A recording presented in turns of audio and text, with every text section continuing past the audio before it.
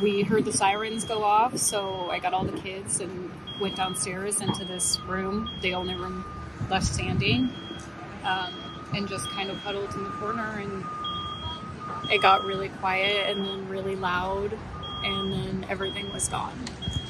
I could feel the wind and stuff, and then just a lot of stuff fell on top of us.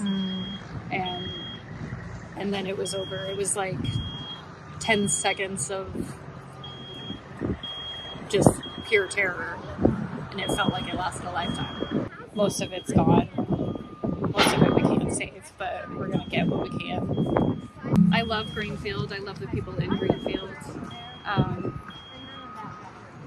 In this particular spot, I don't know, it's kind of traumatizing at the moment.